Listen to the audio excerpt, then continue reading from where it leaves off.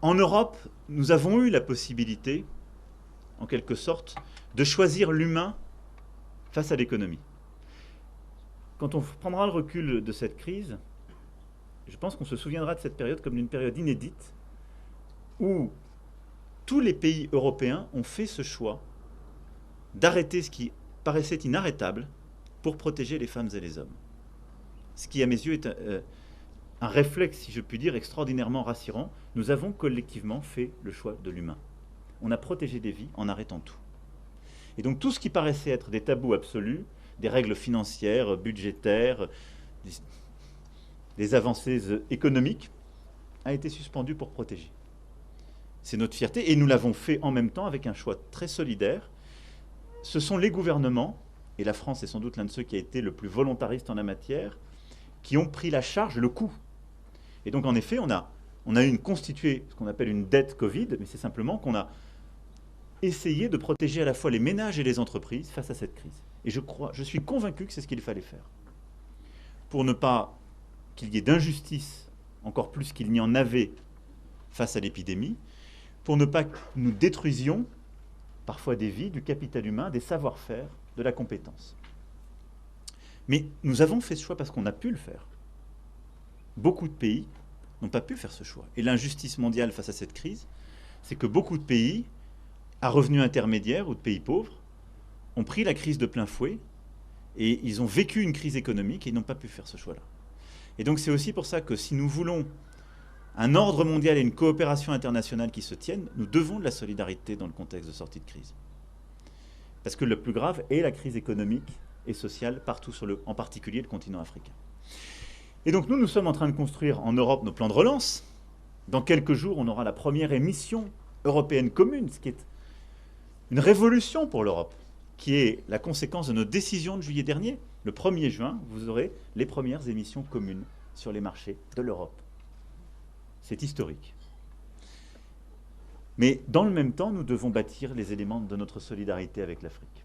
Et ça, c'est la poursuite justement de l'initiative ACTA. Et ce qu'on a fait quelques jours en France, qui était le sommet sur le financement des économies africaines, où le président sud-africain était venu.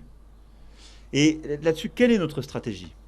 C'est de tout faire pour mobiliser les financements internationaux afin d'aider l'Afrique à rattraper l'effet du Covid. Et on connaît les chiffres. C'est au moins 290 milliards de dollars entre maintenant et 2025. Et on est très loin d'y répondre. Et donc c'est pour ça que nous soutenons un choc macroéconomique massif à destination de l'Afrique, avec une émission de droits de tirage spéciaux au FMI, où les États les plus riches donneraient les leurs vers les pays les plus pauvres. Si la mécanique se tient, c'est 33 milliards simplement qui va à l'Afrique sur ces 650. Nous, ce qu'on dit, on va rendre une partie de nos droits. Si tous les autres font comme nous, on atteint 100 milliards pour l'Afrique. Hier, le président Ramaphosa m'a posé un défi, c'est d'aller plus loin encore. Donc je vais le relever. Mais il a raison. Ça, c'est le premier levier. Le deuxième, c'est de moderniser les règles. Banque mondiale, FMI, c'est d'essayer de réfléchir sur une partie de la vente des réserves d'or du FMI, parce que c'est un point essentiel si on veut mobiliser plus d'argent, et cet or a monté pendant la crise, hein, donc autant l'utiliser.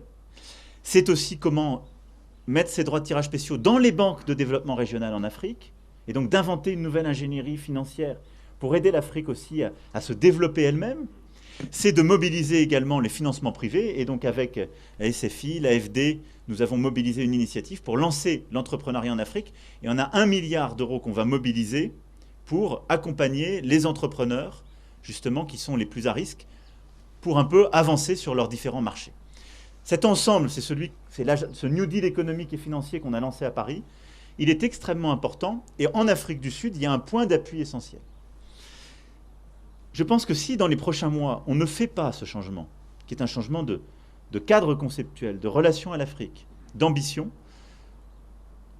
nous prenons une responsabilité colossale, parce qu'on condamnera l'Afrique à vivre durablement dans une crise économique.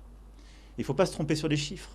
Même si la croissance est là, elle est nettement inférieure à la dynamique démographique en Afrique. C'est une récession en termes réels que l'Afrique vit encore cette année, après l'année dernière.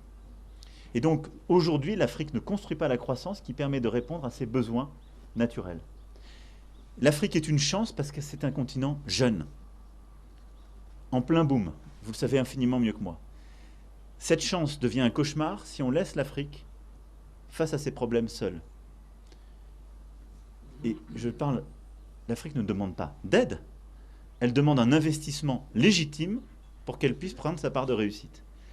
Et nous, Européens, nous avons eu la chance d'avoir cet investissement au sortir de la Deuxième Guerre mondiale. La communauté internationale a investi en Europe massivement pour nous aider à réussir.